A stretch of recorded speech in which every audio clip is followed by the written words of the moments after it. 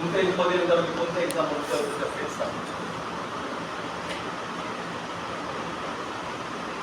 तुम्ही तो मिस केला ना की तुम्ही संपलं. त्याच्यासाठी खूप एक्झाम्पल दिलं होतं आणि फेथ कधी तयार होतो हे बघा. मी आधी एक एक्झाम्पल देतो. म्हणजे क्रिकेट सगळ्यांचा विषय आवडतात. 40 वर्ष क्रिकेटला येऊन होतात. पहिलं असं होत होतं की 50 ओव्हरमध्ये 200 रन बनवणं सुद्धा 11 जण मिळून कमालच होत होती का. 200 रन दुसरा आणि अपोजिट बाल आले तर त्यांना सुद्धा 200 रन बनायचे नाही. पण हळूहळू असं होत गेले की 250 आले, 300 झाले.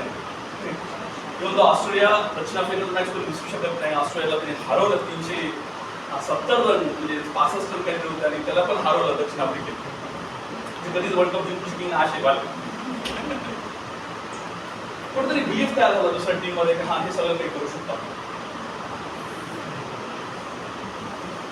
लक्षात आलं. पण हे सगळे मिळून 200-200-300 रन बनवायचे. पण एक इंडिव्हिज्युअल सुद्धा 200 रन बनवू शकतो हे कोणी नाही सांगितलं 40 वर्षाच्या हिस्ट्रीमध्ये. कारण की 11 जण मिळून 200 रन बनवते. एकट्यानंतर अशी गोष्ट आहे. पहिला माणूस सचिन तेंडुलकर 200. त्याच्यानंतर फक्त बघा किती त्याच्यात 150 वन डे मध्ये 14 जणांनी 200 रन क्रॉस केले. म्हणजे आपला फेथ कधी वाढतो जेव्हा आपण एखाद्या सेम तोपर्यंत फेथ नसतो. तोपर्यंत फिअर असते. 11 जण नाही जमलं आपल्याला काय जमणार, 11 जण नाही जमलं आपल्याला काय जमणार. आणि एकाने केलं लगेच दुसरा तयार. बघा फेथ कुठून येतो. पण आजकाल फेथ आहे ना ब्रेक साठी असं होतो. त्यांनी घर सोडलं आपण घर सोडायचं हे फेथ आहे आपला. मला हे लय आवडायला लागलं आजकाल. आता युनिव्हर्सिटीचं नाव काय माहितीये का. WhatsApp university. व्हॉट्सअप इंस्टा चांगलं बघा. तो फेथ शब्द काढ तुम्ही त्याला ओळखायला शिका. कारण तो फेथ इज अ ग्रोथ असं लिहिलेला. जेवढे रिलिजियस बुक आहेत ना त्याच्यामध्ये एकच गोष्ट आहे तुमची ग्रोथ कशाने होते. फक्त आणि फक्त फेथ. तो फेथ कशावरही असतो. त्याचा पैशावर असेल ना त्याला पैसा भरपूर मिळेल.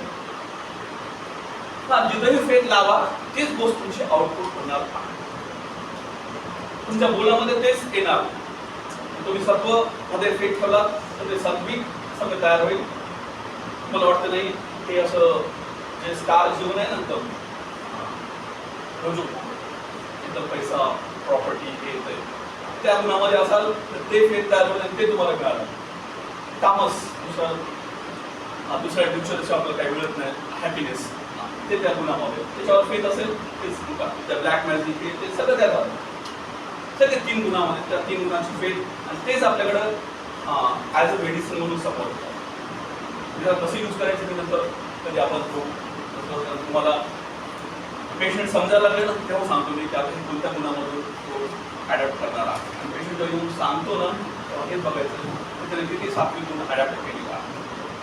म्हणजे सगळ्या जगाला माहीत आहे की सकाळी लवकर उठायला पाहिजे.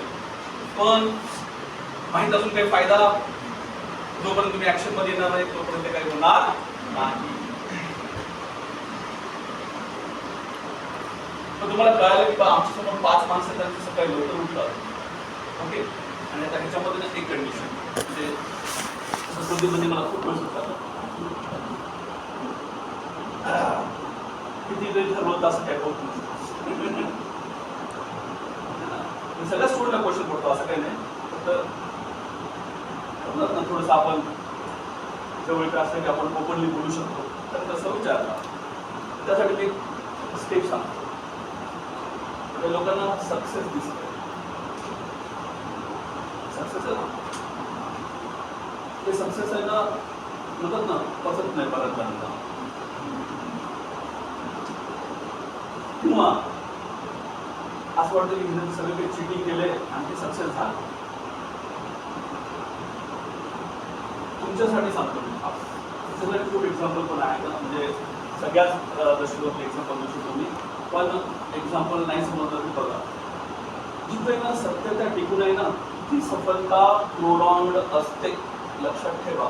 म्हणून बरेच जण असं मार्ग सक्सेस तर मिळणार आहे, शॉर्टकट मार्ग घ्या, चुकीच्या मार्गाने जा, सक्सेस मिळालं, पण त्या सक्सेसला मग काही अर्थ पुरत नाही. स्वतःच्या दृष्टिकोनातून पण काही दिवसांनी जगाच्या दृष्टिकोनातून. म्हणून माझं म्हणणं आहे की साधन पण तेवढंच पवित्र पाहिजे, साध्य पवित्र राहण्यासाठी. थोडं वाक्य अवघड आहे पण कळायला पाहिजे. काय बोललो? तेवढंच पवित्र पाहिजे, साध्य भले वेळ लागू चालेल. 30 दिवसामध्ये ना तुम्ही फक्त 5 दिवस उठले म्हणजे सांगून सुद्धा, मनाला सांगून सुद्धा, पण मन असं असतं ना, तुम्ही त्याला सांगितलं तुम्ही काय विचारता बघा मनाला. तुम्ही मनाला असं विचारा मी अभ्यास कसं करू ते सांगतो तुम्हाला, तर तुम्ही हा प्रश्न कधीच करत नाही. तुम्ही करता अभ्यास कर मार्गीच आहे तुम्ही उलटा प्रश्न करता, म्हणून मन तुमच्या कामामध्ये नाही. म्हणून म्हणतो थोडंसं डिसिप्लिन मध्ये या. तुम्ही जे विचारायला म्हणाला ना ते मग घरी करूनच दे, बस मग तुम्ही करा. तसं काय मग आपल्या डिफेन्स मेकॅनिझम खूप छान सर डोळ्यात पाणी ते ऑटोमॅटिकच क्रिएट होतं, असं नाही. ते ऑटोमॅटिक फेथ, कुठेतरी तो फेथ आहे ना कुठेतरी टच होऊन जातो. तुम्ही थोडंसं डिसबिलीफ व्हायला लागलं की तुम्ही मग इमोशनल होणार. मी तुम्हाला आधी सांगितलं इमोशनल झालं की विश्वास करून जातो. ते फिलिंगच आहे ते इमो म्हणजे तुमच्या फेथला डाऊन करतो.